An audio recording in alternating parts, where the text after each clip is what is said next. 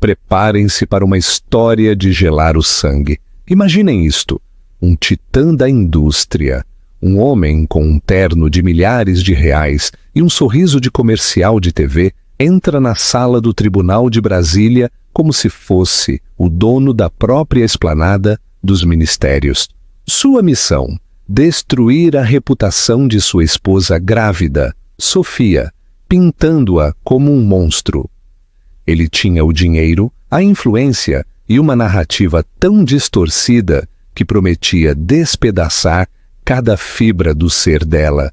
Sua exigência era categórica: a custódia total de seu filho que estava para nascer, alegando que Sofia era muito instável, muito emocional, um perigo para a vida que crescia dentro dela. Ele se apresentava como o retrato de uma vida perfeita que ela, a própria Sofia, estava arruinando. Mas, na luz fria e estéril daquela sala de justiça, um minúsculo fio esquecido estava prestes a ser puxado, desenrolando todo o novelo. Um fio conectado à sua nova e magnífica mansão em Alphaville. Um símbolo de seu sucesso que escondia um segredo devastador sobre o homem que se proclamava o pai perfeito. Estão prontos para a verdade? O silêncio no salão cavernoso de sua mansão, nos arredores de São Paulo, era uma presença física, pesada, sufocante. Agarrou-se ao veludo dos sofás feitos sob medida e absorveu a luz que filtrava pelas janelas do chão, ao teto. Dessas janelas, Sofia Vasconcelos tinha uma vista panorâmica da Serra da Cantareira, um brilhante mural de luzes à noite e um paraíso banhado pelo sol durante o dia. Era uma vista pela qual as pessoas matariam, uma vista que enfeitava as capas das revistas de arquitetura mais prestigiadas. Era a vista de sua jaula.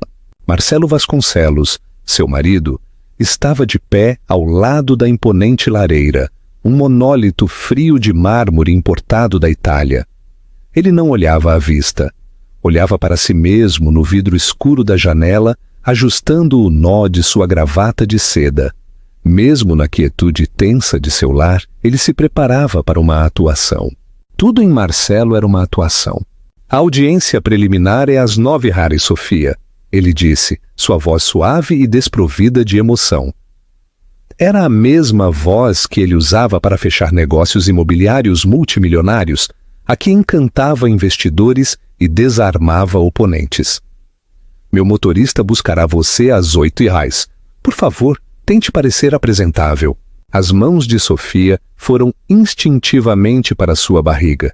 Um inchaço suave e fluorescente que era a única fonte de calor em sua vida. Com 5 meses de gravidez, apresentável era um desafio.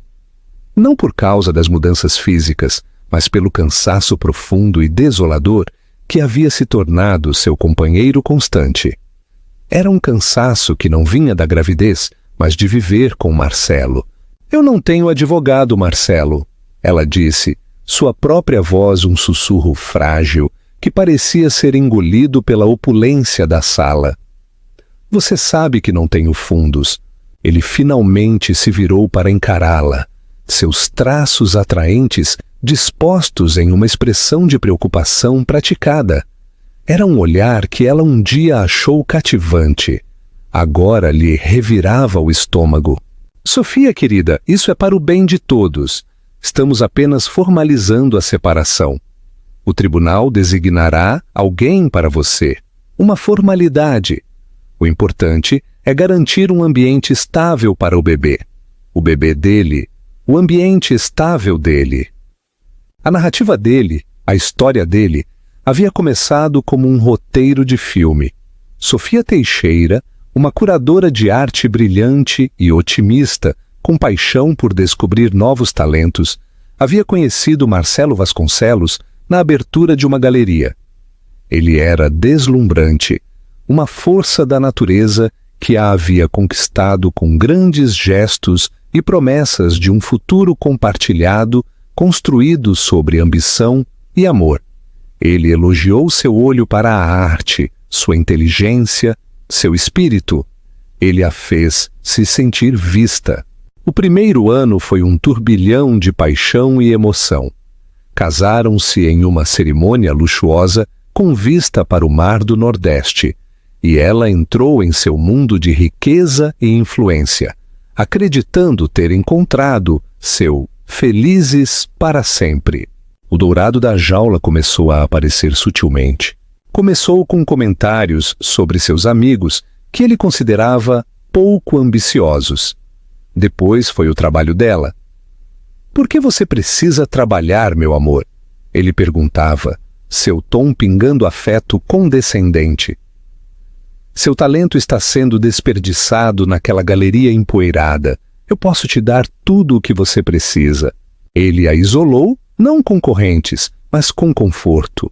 Ele comprou a galeria onde ela trabalhava como um presente, deixando-a efetivamente desempregada. Ele a cobriu de roupas de grife, carros de luxo e viagens exóticas, cada presente um fio de seda na teia que ele tecia ao seu redor. Seus velhos amigos se afastaram, intimidados pela fria indiferença de Marcelo e pelo comportamento cada vez mais retraído de Sofia. O mundo dela encolheu até que só existia ele, os amigos dele, as festas dele, a vida dele. Ela era um acessório bonito, um testemunho de seu sucesso. Quando ela lhe disse que estava grávida, um brilho de algo que ela não conseguiu decifrar cruzou o rosto dele antes de ser substituído por um sorriso brilhante. Ele deu uma festa, é claro, anunciando a seu círculo que seria pai. Mas mais tarde naquela noite, quando os convidados tinham ido embora, a máscara caiu. "Um bebê muda as coisas", ele havia dito andando pela sala. "Complica o portfólio, os ativos." "É o nosso bebê, Marcelo, não uma opção de ações", ela havia respondido, uma faísca de seu antigo eu acendendo. Os olhos dele ficaram gelados. "Não seja ingênua, Sofia. Tudo é um ativo, tudo é uma transação." Essa foi a noite em que ela soube que o casamento deles não estava apenas falhando. Havia sido uma fraude desde o início. O amor que ela pensava que eles tinham era apenas outra de suas aquisições estratégicas. As discussões que se seguiram foram brutais. Ele a acusou de ser histérica, de usar a gravidez para prendê-lo. Ele torceu sua solidão e desespero, os mesmos sentimentos que ele havia cultivado tão cuidadosamente nela, e os transformou em armas contra ela. Ele a chamou de instável. Ele a chamou de incapaz. 2 meses atrás, ele a havia informado que pediria o divórcio. Uma semana depois, ele se mudou. Não para um hotel ou um apartamento de solteiro, mas para uma impressionante mansão recém-construída em Alphaville. Uma propriedade que, aparentemente, ele havia adquirido em segredo. E então veio o golpe final e desolador. Ele estava processando-a pela custódia exclusiva de seu filho que estava para nascer. Agora, sentada no silêncio do lar que eles um dia compartilharam, Sofia sentiu um arrepio gelado. Ele a havia sistematicamente despojado de sua carreira, de seus amigos e de sua autoestima. Ele tinha todo o dinheiro, todo o poder e uma equipe de advogados implacável. Ela não tinha nada além da vida que crescia dentro dela e uma premonição aterrorizante de que ele estava prestes a tentar tirar isso também. "Esteja pronta às 8, repetiu Marcelo, voltando-se para seu reflexo. O espetáculo estava prestes a começar. A sala do tribunal era intimidadora, toda em madeira escura e tetos altos, projetada para fazer o indivíduo se sentir pequeno e a instituição da lei imensa. Sofia sentou-se ao lado de uma advogada nomeada pelo tribunal, uma defensora pública apressada chamada doutora Paula Oliveira, que teve apenas 20 minutos para se atualizar. Sofia se sentiu como um cordeiro sendo levado ao matadouro. Do outro lado do corredor, Marcelo era um retrato de confiança.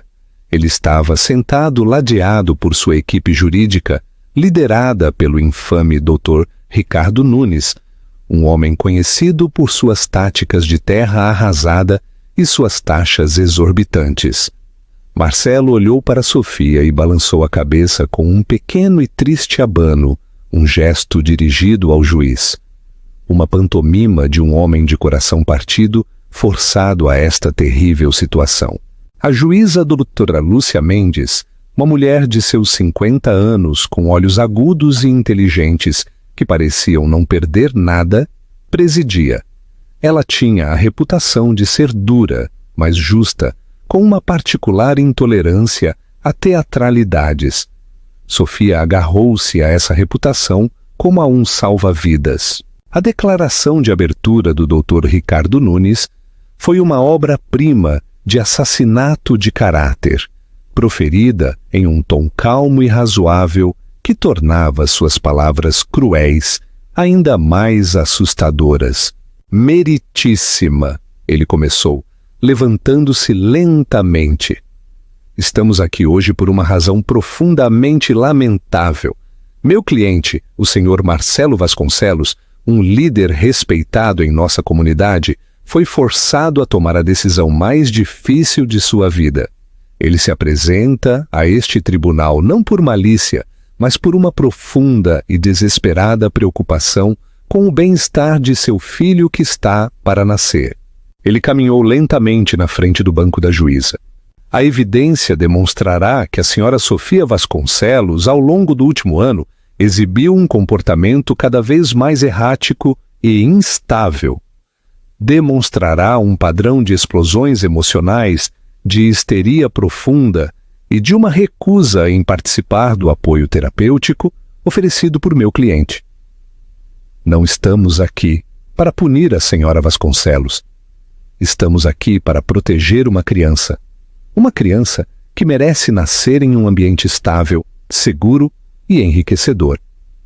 Um ambiente que, tragicamente, a senhora Vasconcelos é, em seu estado atual, simplesmente incapaz de fornecer. Sofia sentiu o sangue gelar. Ele estava usando sua dor contra ela. As noites em que ela havia chorado até dormir de solidão, ele registraria como ataques de histeria. A vez em que ela havia jogado um vaso de flores mortas, um presente dele, deixado apodrecer por semanas, contra uma parede em um ataque de frustração, ele enquadraria como uma explosão violenta. O isolamento que ele havia arquitetado era agora sua recusa em participar. Quando Marcelo subiu ao banco, ele era a perfeição. Sua voz estava embargada de emoção. Seus olhos brilhavam com lágrimas não derramadas. Ele falou de seu amor por Sofia, de seus sonhos para sua família e de sua devastação com o declínio inexplicável dela. Eu tentei de tudo, ele disse, seu olhar fixo na juíza Mendes. Eu sugeri terapia, aconselhamento de casais, retiros. Eu implorei para que ela me dissesse o que estava errado. Ela simplesmente se fechava ou explodia de raiva. Um minuto ela estava bem. No próximo ela estava gritando, me acusando de coisas terríveis. Que tipo de coisas, senhor Vasconcelos? Perguntou Nunes suavemente. Que eu estava controlando ela, que eu estava tentando arruinar a vida dela. Paranoia meritíssima. Isso começou há cerca de 1 ano. Quando ela descobriu que estava grávida, piorou muito. Eu estava em êxtase, é claro. Sempre quis ser pai, mas para ela, pareceu ser um catalisador para um colapso total. Ele contou uma história de ter encontrado Sofia sentada no escuro, no quarto do bebê, apenas balançando para frente e para trás, sem responder. Ele omitiu o fato de que acabara de lhe dizer que cancelaria a viagem de chá de bebê deles para a Itália por causa de um negócio de última hora em Dubai, a 5ª vez que ele cancelava férias planejadas. Eu estou assustado por ela, é claro, Marcelo concluiu com a voz embargada. Mas minha principal responsabilidade agora é para com meu filho. Eu tenho um lar estável, eu tenho os recursos, eu posso fornecer a consistência e o cuidado profissional que o bebê precisará e que Sofia, em seu estado atual, simplesmente não pode. Ele olhou para Sofia, seus olhos cheios de uma piedade teatral que a nauseou. Ele estava vencendo. Ela podia sentir isso, podia ver na expressão pensativa e ligeiramente preocupada da juíza. A narrativa estava estabelecida. Ele era o marido santo e sofredor. Ela era a louca no sótão. O contra-interrogatório da doutora Paula Oliveira foi corajoso, mas ineficaz. Ela estava fora de sua zona de conforto, despreparada para o volume de evidências meticulosamente documentadas.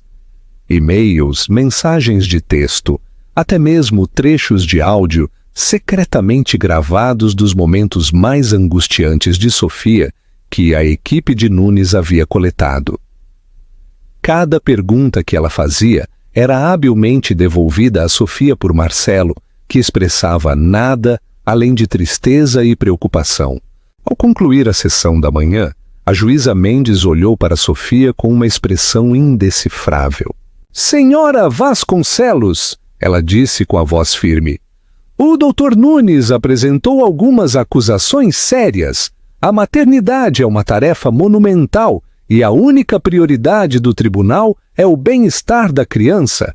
Espero que, por seu bem, a senhora tenha uma resposta mais convincente do que ouvi até agora." Saindo da sala do tribunal, ladeada pelos olhares de simpatia dos curiosos que haviam engolido toda a história de Marcelo, Sofia sentiu um desespero tão profundo que era quase físico. Ele havia planejado isso por meses, talvez mais.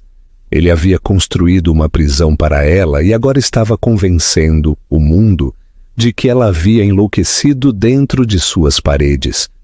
Ela não tinha provas, não tinha testemunhas, não tinha voz. Tudo o que ele tinha eram mentiras, mas as mentiras dele eram muito mais críveis do que a verdade dela. O peso das palavras da juíza pesava sobre Sofia enquanto ela estava sentada em uma sala de conferências estéril durante a pausa para o almoço. A doutora Oliveira ofereceu-lhe um sanduíche murcho de uma máquina de venda automática. "Ele tem documentação para tudo", disse a defensora pública suspirando. Mensagens de texto, e-mails, é um registro detalhado de uma crise de saúde mental. É difícil de combater. "É um registro detalhado do abuso dele", Sofia corrigiu, sua voz mais forte do que ela sentia. Um fogo estava começando a acender sob o gelo de seu desespero. Raiva ardente e injustiçada. "Ele torceu tudo. Ele me provocou, depois gravou minha reação. Ele me fez sentir louca e agora está usando isso como prova." "Eu acredito em você", disse a doutora Oliveira, e pela primeira vez Sofia sentiu um vislumbre de esperança. "Mas um juiz não pode decidir com base na crença. Ela precisa de fatos. Nós não temos uma contranarrativa, nenhuma evidência para mostrar a malícia dele." A mente de Sofia estava acelerada, procurando por um ponto de apoio. Qualquer coisa que não fosse apenas a palavra dela contra a ficção cuidadosamente construída de Marcelo. O que havia mudado? O que era diferente? Havia a crueldade dele, o gaslighting dele, mas isso estava escalando há anos. Então a atingiu. "A mansão", disse Sofia, inclinando-se para a frente. "A de Alphaville. Ele me disse que a comprou depois de pedir o divórcio. Tudo bem, uma nova residência, isso é normal em uma separação." "Não, você não entende. Marcelo", Sofia insistiu, "é obcecado por ativos, por aparências.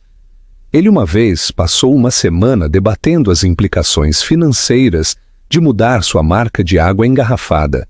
Para ele, de repente, comprar uma mansão de 80 milhões de reais no meio de um divórcio. Não se encaixa. Ele é um planejador, um golpista. Há algo naquela casa. Era um tiro no escuro, um palpite nascido do desespero, mas era o único fio que ela tinha. A doutora Oliveira parecia cética, mas viu a convicção nos olhos de Sofia. Teria sido comprada com ativos conjugais. A advogada refletiu. O que significa que você tem o direito de ver os registros da transação? Mas obtê-los no meio de uma audiência de custódia é um movimento desesperado, Sofia. Por favor, Sofia implorou. Ele vai tirar meu bebê, eu não tenho mais nada. Naquela tarde, enquanto Ricardo Nunes chamava um psicólogo para o banco das testemunhas, um que nunca havia conhecido Sofia, mas estava feliz em testemunhar sobre os perigos potenciais dos transtornos de humor perinatais, com base nos relatos de segunda mão de Marcelo, a doutora Oliveira estava ao telefone apresentando uma moção de emergência para produzir os registros financeiros relativos à compra da propriedade em Alphaville. Nunes se opôs veementemente. Meritíssima, isso é uma expedição de pesca desesperada e irrelevante. Estamos aqui para discutir a aptidão da senhora Vasconcelos como mãe, não para auditar os negócios impecáveis de meu cliente. A juíza Mendes parecia intrigada. O pedido era incomum, mas as objeções excessivamente agressivas de Nunes pareciam despertar sua curiosidade. Qual é a relevância, Dr. Oliveira? Minha cliente acredita que a natureza desta significativa transação financeira pode lançar luz sobre o caráter e as motivações do Sr. Vasconcelos. Sua Excelência fala da estabilidade que ele afirma oferecer. Era uma justificativa fraca, mas era tudo o que ela tinha. A juíza ponderou por um momento, com os dedos entrelaçados na frente dos lábios. O Sr. Vasconcelos apresentou sua estabilidade financeira como a pedra angular de seu pedido de custódia. Eu o permitirei. Quero os registros completos e não editados da venda, incluindo a fonte de todos os fundos em minha mesa às 9h de amanhã. Uma onda de pânico, visível por apenas uma fração de segundo, cruzou o rosto de Marcelo antes de ser substituída por sua máscara estoica habitual. Mas Sofia viu, e pela primeira vez em muito tempo, sentiu que não estava se afogando. Naquela noite, Sofia não conseguiu ficar na casa. Estava muito cheia de fantasmas, muito barulhenta com os ecos das mentiras de Marcelo. Ela acabou caminhando em um pequeno parque público, o tipo de lugar que ela e Marcelo nunca haviam visitado. Era muito comum para ele. Ela se sentou em um banco, olhando as crianças brincarem em um balanço. As risadas delas, um som de outro mundo. Seu telefone tocou. Era um número que ela não reconheceu. Ela quase ignorou, mas algo a forçou a atender. É Sofia Teixeira? Perguntou uma voz frágil e rouca. Ela não era chamada pelo seu nome de solteira há anos. Eu sou Sofia Vasconcelos. Ela corrigiu automaticamente.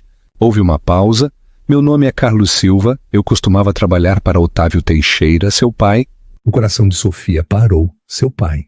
Otávio havia sido um homem quieto e modesto, um empresário da velha guarda que havia construído uma pequena, mas bem-sucedida, empresa de importação e exportação do zero. Ele e Marcelo haviam se desentendido desde o momento em que se conheceram. Marcelo via Otávio como uma relíquia provinciana, enquanto Otávio via Marcelo como um charlatão astuto. Eles tiveram uma briga há 2 anos, uma discussão amarga sobre o conselho de Marcelo sobre o negócio de Otávio, e não se falavam desde então. Sofia, presa no meio e sob a influência de Marcelo, tragicamente ficou do lado do marido. 6 meses atrás, ela havia recebido uma carta estéril do advogado de seu pai, informando-a de que ele havia falecido de um câncer repentino e agressivo. Marcelo havia fingido simpatia por um dia antes de reclamar que o momento era inconveniente. Meu pai, ele se foi, Sofia sussurrou. Eu sei, querida. Eu fui o contador dele por 30 anos, disse o Sr. Carlos suavemente. Ele me fez prometer que ligaria para você se eu achasse que você estava em apuros. Ele amava muito você, Sofia. Ele só morria de medo do seu marido. Lágrimas escorriam pelo rosto de Sofia. Eu não entendo.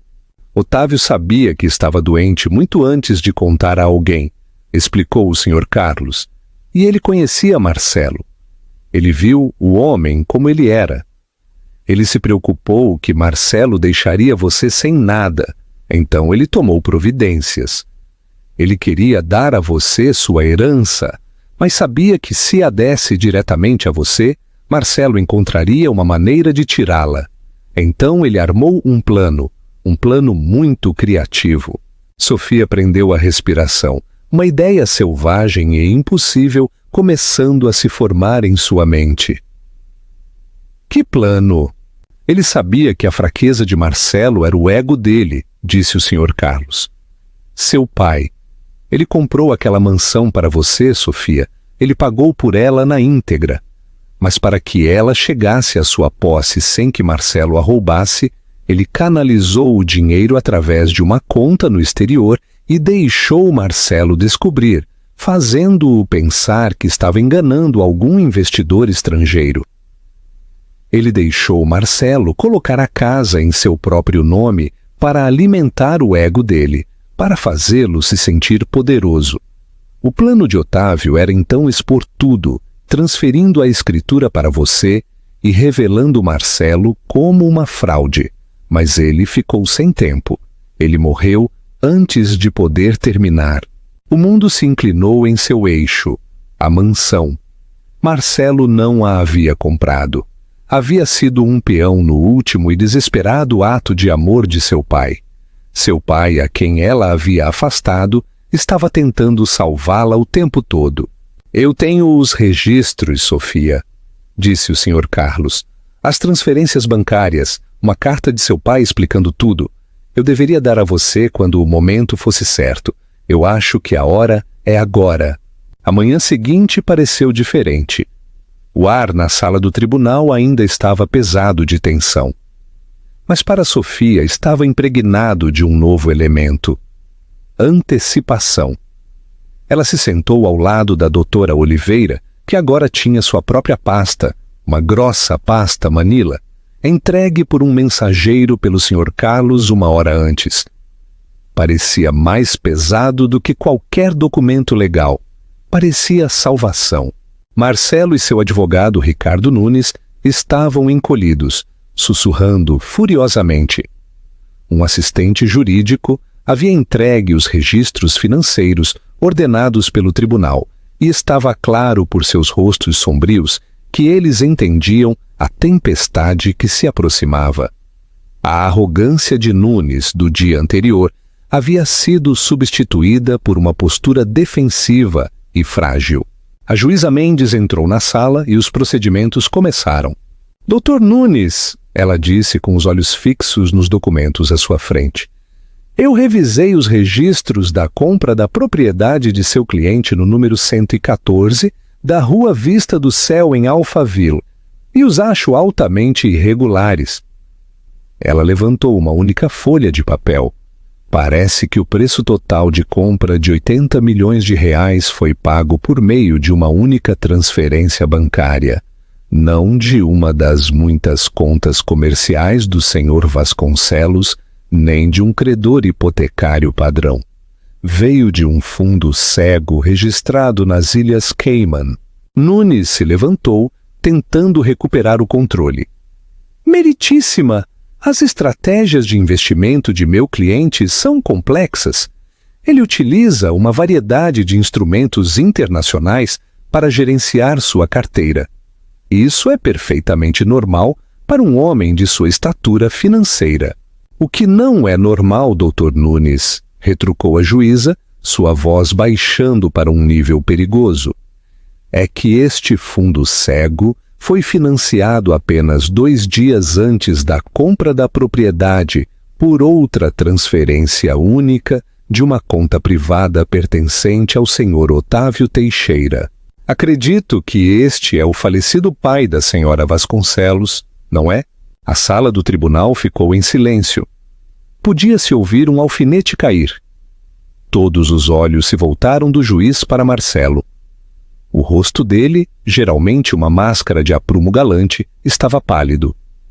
O sangue havia drenado dele, deixando um brilho pálido e ceroso. Ele parecia pequeno em seu terno caro, despido sob o olhar penetrante da juíza. Eu não! Ele gaguejou, procurando ajuda em seu advogado. Mas Nunes parecia igualmente atordoado.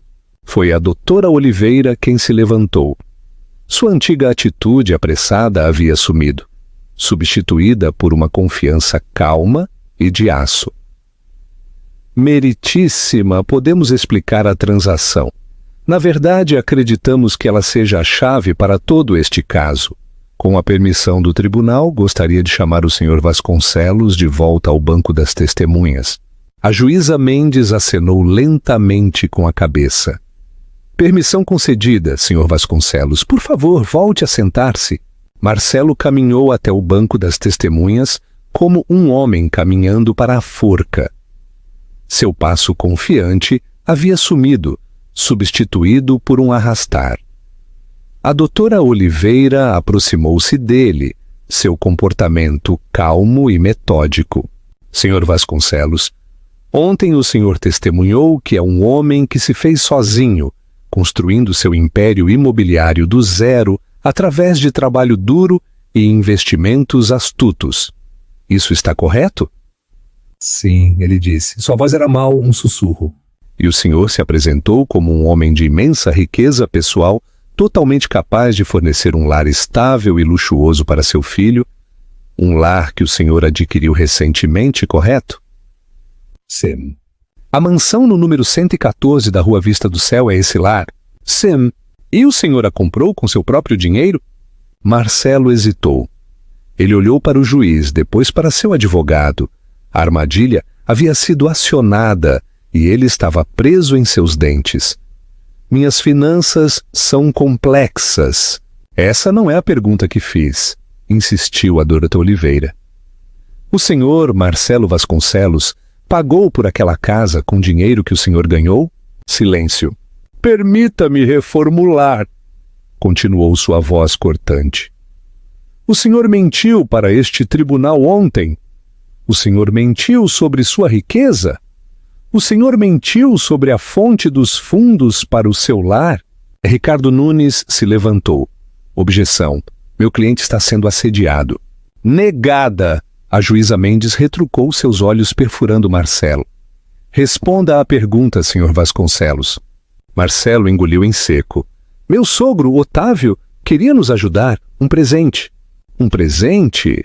A voz da doutora Oliveira pingava incredulidade. Isso não é o que a evidência sugere. Não é verdade, Sr. Vasconcelos, que o senhor desprezava Otávio Teixeira, que o senhor publicamente chamava o senso comercial dele de arcaico e privadamente incitava sua esposa a cortar laços com ele? Tivemos nossas diferenças. Isso é colocar tudo em pratos limpos. Não é verdade que o senhor a fez demiti-lo?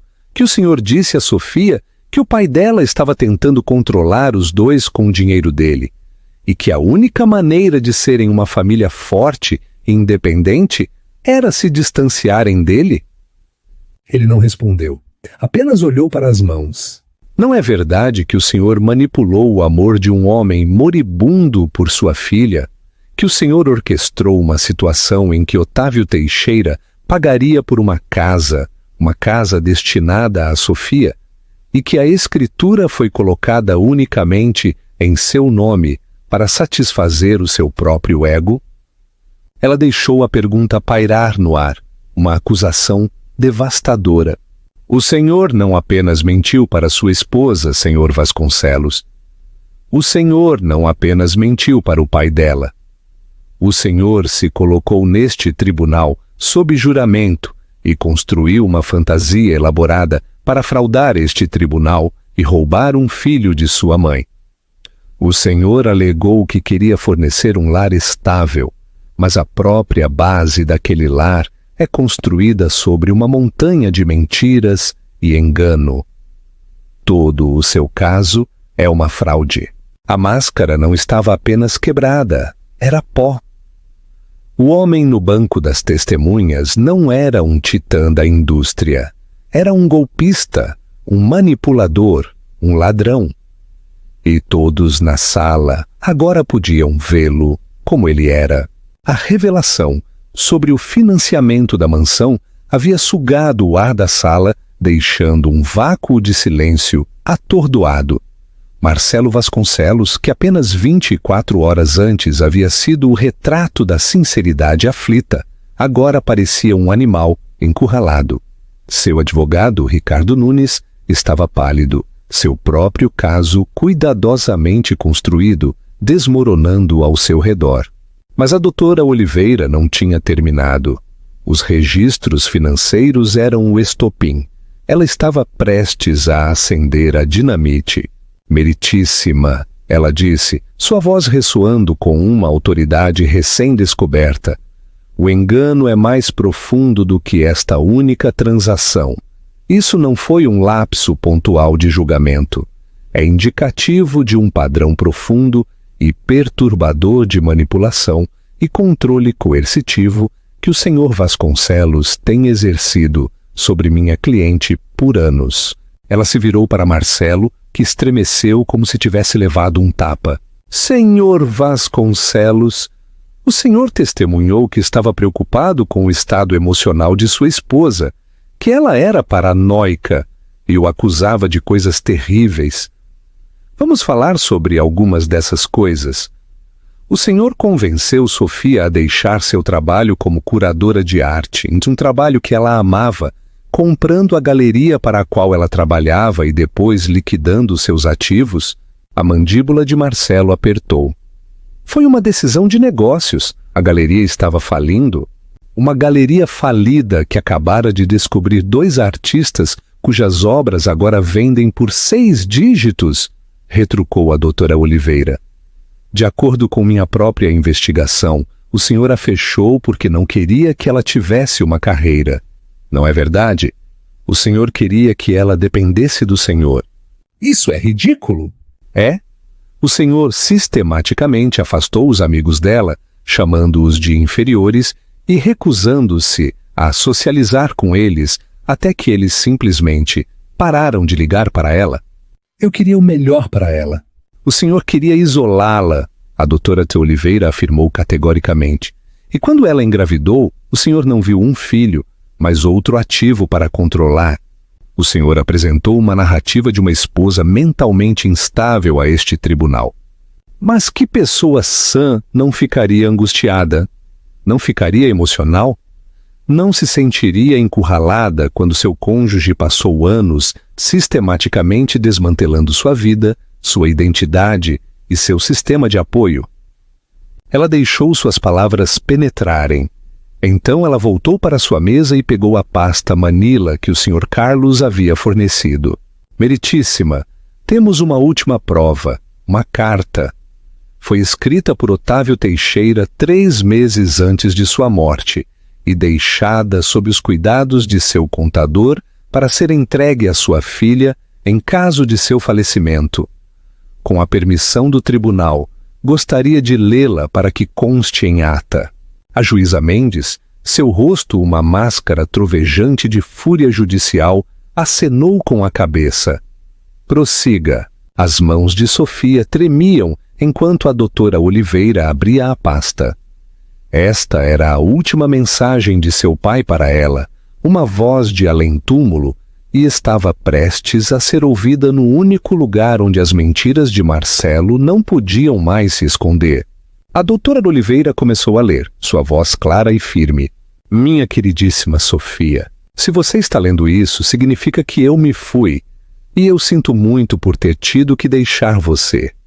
Sinto ainda mais pela distância entre nós nestes últimos 2 anos. Por favor, saiba que não houve um dia em que eu não pensei em você, em que eu não senti falta da sua risada. Eu escrevo isso porque não posso descansar em paz sem lhe contar a verdade. Eu sei que você ama seu marido, mas o homem com quem você se casou não é o homem que ele finge ser. Eu vi desde o início. Eu vi a maneira como ele olhava para você, não com amor, mas com um senso de posse. Eu vi a ganância dele, a ambição dele, que não deixava espaço para a consciência. Quando tentei avisá-la, ele transformou minha preocupação em um ataque e habilmente colocou você contra mim. É o maior arrependimento da minha vida ter permitido que isso acontecesse. Quando descobri que estava doente, meu único pensamento foi em você e em sua segurança. Eu sabia que Marcelo deixaria você sem nada e a descartaria quando você não lhe fosse mais útil. Dar dinheiro diretamente a você era impossível. Ele teria pegado. Então eu armei um plano que jogava com a maior fraqueza dele, o ego dele. Eu sabia que ele não resistiria à ideia de adquirir uma magnífica propriedade e reivindicá-la como seu próprio triunfo. A casa, Sofia, a mansão em Alphaville, esse é o meu último presente para você. É sua herança. Eu a comprei para você, para meu neto. Eu montei uma armadilha para um ladrão, deixando-o pensar que era astuto, com a intenção de desmascará-lo e garantir o seu futuro. Minha doença progrediu mais rápido do que eu antecipei, e meu tempo acabou para ver isso por mim mesmo. Mas a prova está com meu amigo de confiança, Carlos Silva. O dinheiro é rastreável. A casa é sua. Não deixe que ele tire mais nada de você. Ele tirou sua carreira, seus amigos, e por um tempo ele tirou você de mim. Não deixe que ele tire seu filho. Você é mais forte do que pensa. Você tem meu coração, minha coragem e todo o meu amor. Para sempre, papai. Quando a doutora Paula Oliveira terminou, não havia um olho seco entre os funcionários do tribunal. Sofia chorava abertamente, lágrimas de dor e gratidão, de tristeza pelo tempo perdido e imenso amor pelo pai que havia lutado por ela mesmo em seu leito de morte. A carta era mais do que uma prova. Era um testamento. Aniquilou completamente a narrativa de Marcelo. Ele não apenas havia mentido sobre uma transação financeira. Ele havia cometido um profundo ato de falência moral. Ele havia explorado o amor de uma filha, o medo de um pai e o último desejo de um moribundo. E a juíza Mendes tirou os óculos e esfregou os olhos, um gesto longo e cansado. Quando ela olhou para Marcelo, sua expressão era de absoluto desprezo. Senhor Vasconcelos, ela disse, sua voz perigosamente calma. Em 20 anos neste banco, eu vi muitos conflitos. Eu vi raiva e amargura, mas raramente testemunhei uma campanha tão calculada, cruel e enganosa de abuso emocional e financeiro. O Senhor não veio a este tribunal buscando proteção para uma criança. O Senhor veio aqui para desferir o golpe final em sua destruição sistemática de sua esposa. O Senhor buscou deixá-la sem dinheiro, sem amigos e sem filhos. O Senhor buscou usar este tribunal como sua arma. Ela fez uma pausa, deixando o peso de suas palavras preencher a sala. E o Senhor fez tudo isso cometendo perjúrio, repetidamente. Ela olhou para o oficial de justiça. A testemunha está dispensada. Ele não deve deixar o prédio do tribunal. O Ministério Público vai querer falar com ele. O som do martelo soou como um trovão, sinalizando o fim da tempestade e a ruína total de Marcelo Vasconcelos. O silêncio que se seguiu à leitura da carta de Otávio Teixeira era uma entidade viva. Era mais pesado do que a madeira polida do banco da juíza, mais profundo do que os livros de leis que revestiam as paredes. Era um silêncio denso de julgamento, um vazio onde o mundo meticulosamente construído de Marcelo Vasconcelos acabara de ser atomizado. Seu advogado, Ricardo Nunes, estava paralisado, a boca ligeiramente aberta. A objeção inútil que ele estava prestes a proferir morreu em seus lábios.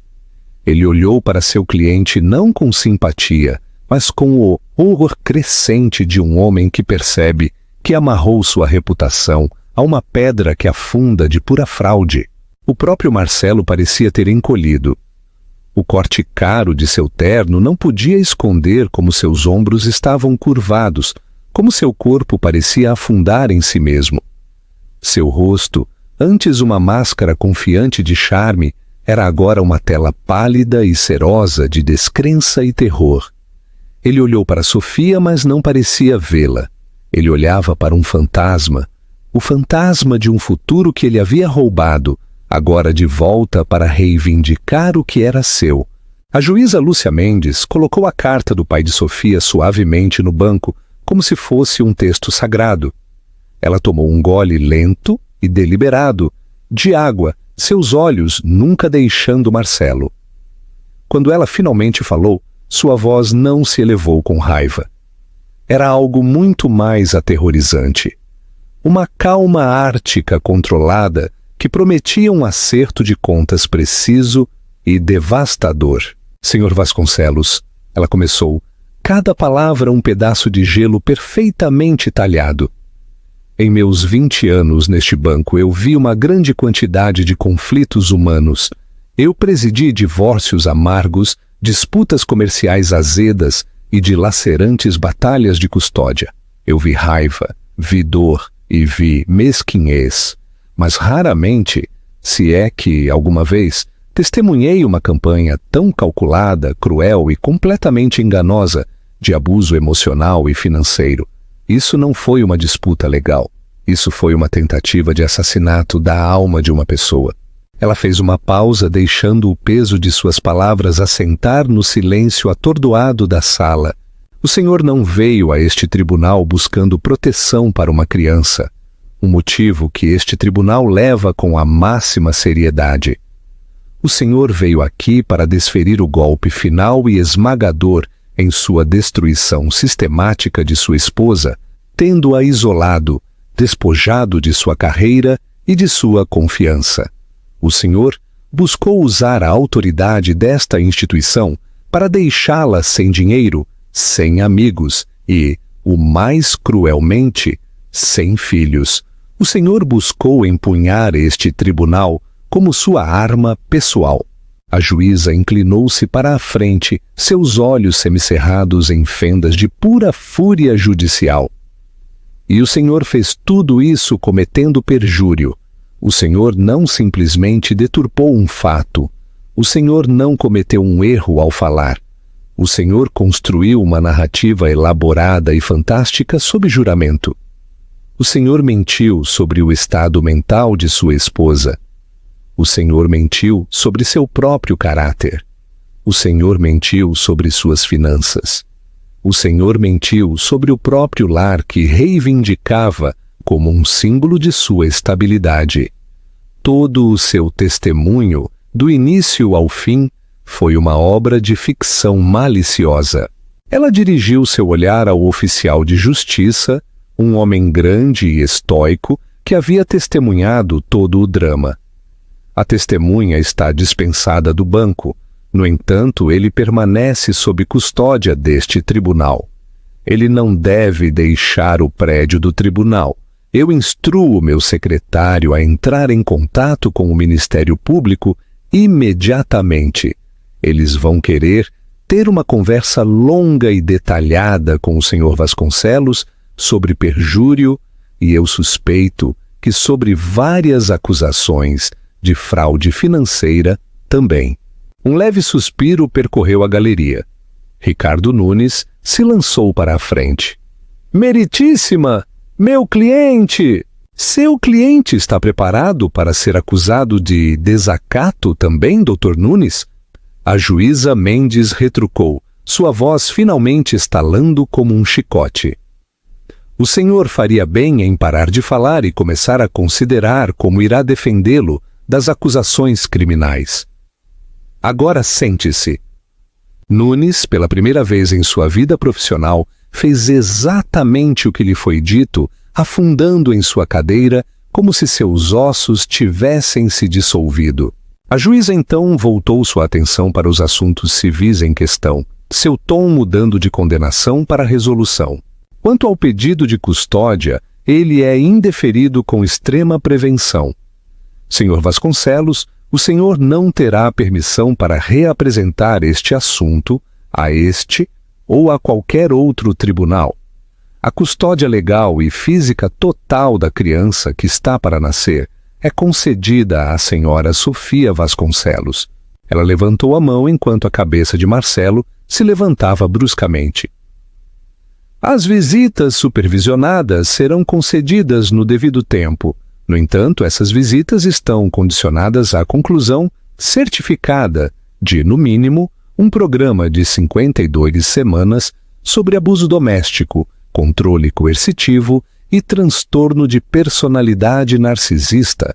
Um terapeuta designado pelo tribunal determinará seu progresso, até que estejam satisfeitos de que o senhor entende o dano que causou, o senhor não verá seu filho. Em seguida, as finanças. Dadas as circunstâncias extraordinárias de fraude e abuso, o tribunal não se aterá a uma simples divisão 50-50 dos bens conjugais. A doutrina da distribuição equitativa existe precisamente para casos como este.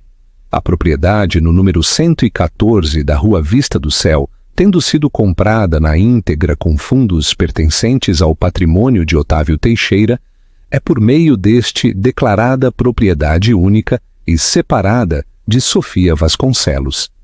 O título será transferido para o nome dela em 48 horas. Ela não havia terminado. Além disso, em reconhecimento ao fato de que o sucesso comercial do Sr. Vasconcelos foi alcançado durante o casamento e baseou-se em uma vida familiar estável, que ele subsequentemente usou como arma contra sua esposa, 70% de todos os bens conjugais restantes, incluindo propriedades comerciais, ações e contas líquidas, serão concedidos à senhora Vasconcelos. Finalmente, o senhor Vasconcelos será responsável por todas as taxas legais da senhora Vasconcelos e estará sujeito a uma ordem de pensão alimentícia proporcional aos seus ganhos históricos, garantindo que seu filho não terá falta de nada. Ela olhou diretamente para Sofia e, pela primeira vez, sua expressão suavizou-se com algo que parecia empatia. A senhora Vasconcelos suportou uma provação que ninguém deveria enfrentar. Agora, ela está livre. Com um último e forte golpe do martelo, que ressoou como um tiro, tudo havia acabado.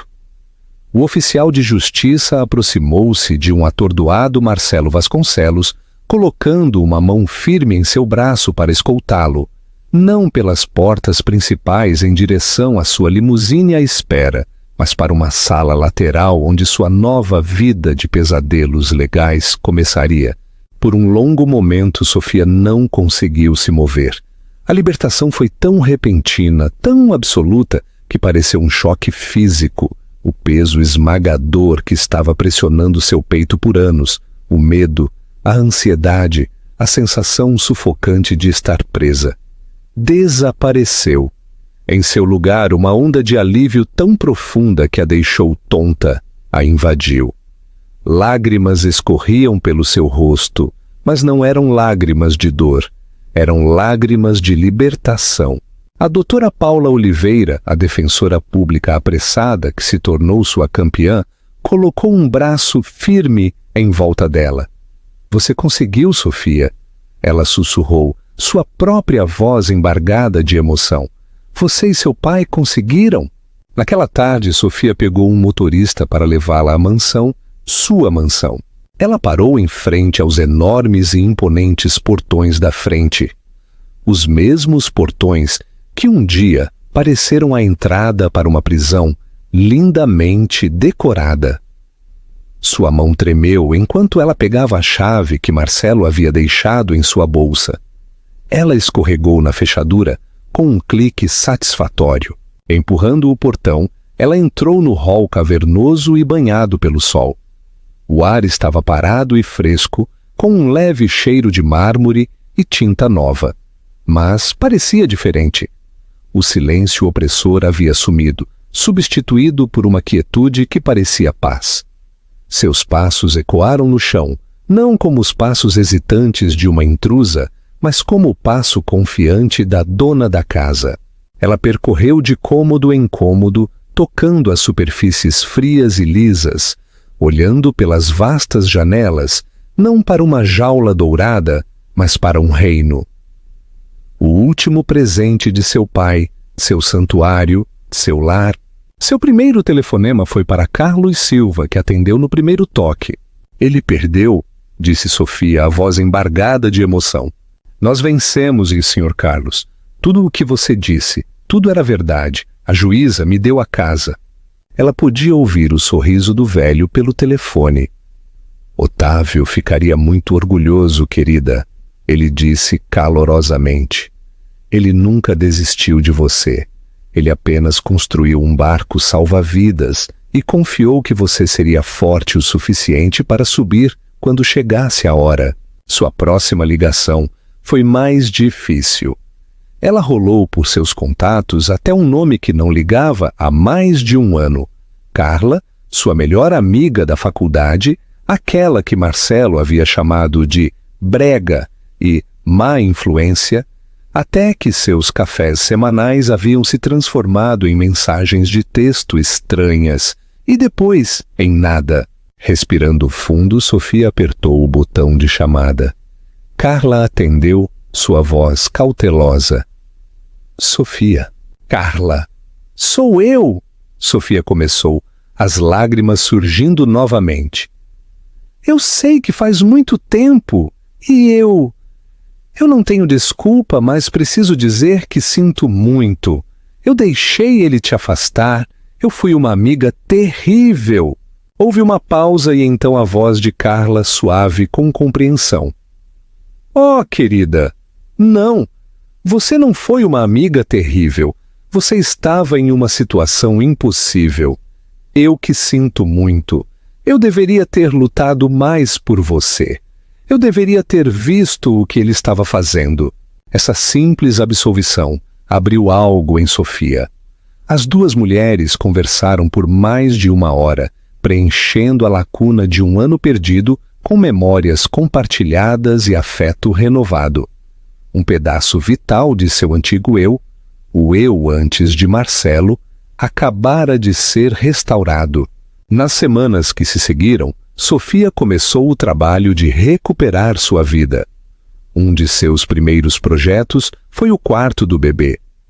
Marcelo havia contratado um designer famoso para criá-lo, resultando em um cômodo que era uma obra-prima fria e monocromática do modernismo.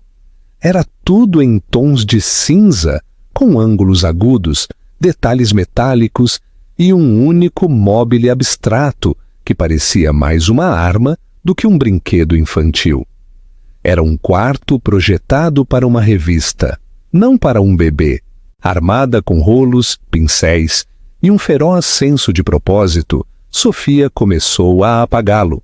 Ela pintou sobre o cinza designer com um amarelo quente e cremoso que parecia a luz do sol. Ela desmantelou o berço severo e minimalista e, ao longo de 2 dias de trabalho frustrante, mas satisfatório, montou um berço simples e resistente, feito de madeira clara. Ela substituiu o móvel abstrato por um de animais de feltro macios que encontrou no Etsy. Ela encheu as prateleiras não com objetos selecionados, mas com livros infantis clássicos. Na parede, ela pendurou uma gravura emoldurada de um artista desconhecido que ela havia descoberto anos atrás, uma peça caprichosa e colorida que seu pai havia comprado para ela em seu aniversário de 25 anos. O quarto se transformou. Não era mais um monumento ao gosto de Marcelo, mas um berço de calor e amor. 2 meses depois, Lília Fé Vasconcelos nasceu. Ao segurar sua filhinha perfeita em seus braços pela primeira vez, Sofia sentiu um amor tão feroz e absoluto que ofuscou todo o resto. Ela a chamou de Lília, em homenagem à avó que ela nunca conheceria, e fé, por causa da única coisa que havia levado Sofia pela escuridão. Uma semana depois de voltar para a casa do hospital, Sofia sentou-se na cadeira de balanço no quarto amarelo, embalando suavemente sua filha adormecida. O sol da tarde filtrava pela janela, lançando um brilho dourado sobre todo o quarto. Ela olhou para além do jardim, além da piscina infinita, para a vista panorâmica da Serra da Cantareira, que se estendia até o horizonte. Era a mesma vista de sua antiga jaula, mas ela e o mundo haviam mudado. A vista não era mais um limite, era uma promessa, era o começo de tudo. A história de Sofia é um poderoso lembrete de que a verdade sempre vem à tona, mesmo quando enterrada sob uma montanha de riqueza e mentiras. Ela nos mostra que a verdadeira força não reside no poder ou no controle, mas na resiliência do espírito humano e no poder duradouro do amor. Marcelo Vasconcelos pensou que poderia manipular o sistema e escrever sua própria realidade, mas subestimou a única coisa que ele nunca poderia comprar: o amor protetor e inabalável de um pai por sua filha.